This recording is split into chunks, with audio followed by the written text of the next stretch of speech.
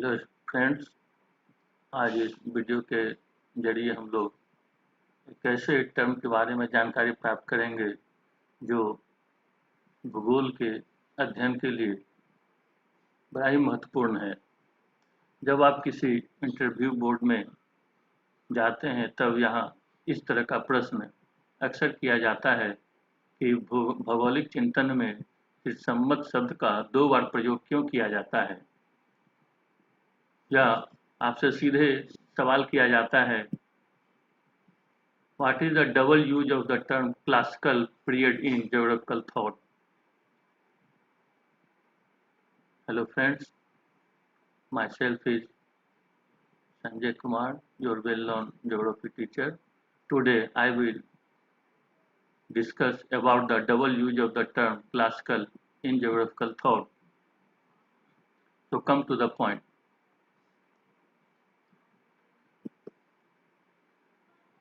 भौगोलिक चिंतन के अंतर्गत चिरसम्मत या क्लासिकल पीरियड शब्द का प्रयोग 2 बार किया जाता है।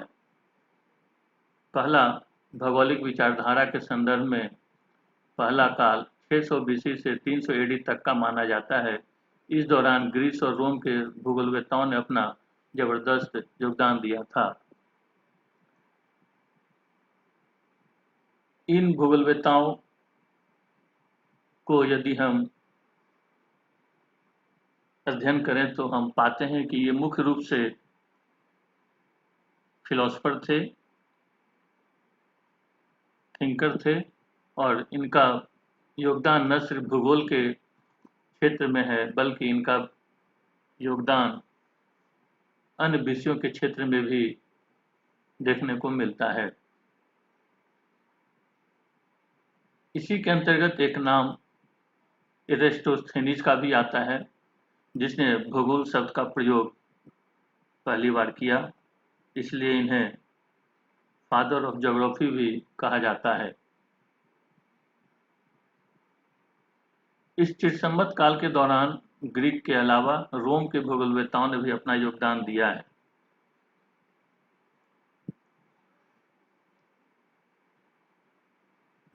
ग्रीक और रोम के भूगोलवेत्ताओं के योगदान के बाद भौगोलिक चिंतन के इतिहास में एक अंधयुग का काल या डार्क एज का काल आता है, और जब डार्क एज यूरोपियन पीरियड में 7वीं से 14वीं सदी का काल, जिसे हम डार्क एज के नाम से जानते हैं, जब खत्म हुआ तब ब्रिटेन में या यूरोपियन स्कूल ऑफ ज्योग्राफी में फिर से भूगोल के अध्ययन को स्थापित किया जाने लगा।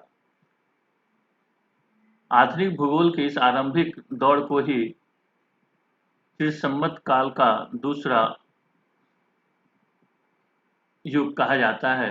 यानी दूसरा चिरसम्मत काल उस युग के लिए प्रयोग किया जाता है जिस दौरान भूगोल को आधुनिक वैज्ञानिक स्वरूप मिला। यह समय 1750 ईस्वी से 1850 ईस्वी का माना जाता है। सर्वप्रथम जर्मनी में भूगोल का जबरदस्त विकास हुआ, ऐसा माना जाता है, जहां जर्मनी में भौगोलिक चिंतन के विकास में हम्बोल्ट और रिटर जैसे विद्वानों का क्रांतिकारी योगदान मिला। ऐसा नहीं है कि हम्बोल्ट और रिटर ने ही यहाँ भूगोल को आरंभ किया। हम्बोल्ट और रिटर के पूर्व भी कई विद्वानों ने भूगोल के क्षेत्र में योगदान दिया, किंतु उन्होंने भूगोल के एक विषय के रूप में स्थापित करने में सक्षम नहीं थे, या सक्षम नहीं रहे, ऐसा हम कह सकते हैं। हम्बोल्ट और रिटर ने भूगोल को एक सब्जेक्ट के रूप में, एक विषय के रूप में स्थापित करने में अपनी महत्वपूर्ण भूमिका निभाई, और यहाँ से भूगोल का एक नया युग शुरू हुआ। भूगोल को एक वैज्ञानिक स्वरूप मिला। विज्ञान आज जिस भूगोल की हम बात करते हैं और जिस रूप में हम भूगोल को देखते हैं, वह वास्तव में जर्मनी की ही देन हम कह सकते हैं। इसलिए चिरसम्मत काल का यह दूसरा युग जहाँ से आरंभ होता है वह जर्मनी से माना जाता है। इसलिए दूसरा चिरसम्मत काल का आरंभिक दौर 18वीं सदी से ही माना जाता है। इसलिए भूगोल में जो चिरसम्मत काल का युग उपयोग किया जाता है वो दो तरह से किया जाता है। पहला क्लासिकल पीरियड, या इसे हम पहला चिर सम्मत काल कह सकते हैं, और दूसरा आधुनिक वैज्ञानिक चिर सम्मत काल के रूप में हम इसे जानते हैं। स्टूडेंट्स, आशा है आप इस चिर सम्मत काल के दोहरे प्रयोग से भली भांति परिचित हो गए होंगे। धन्यवाद।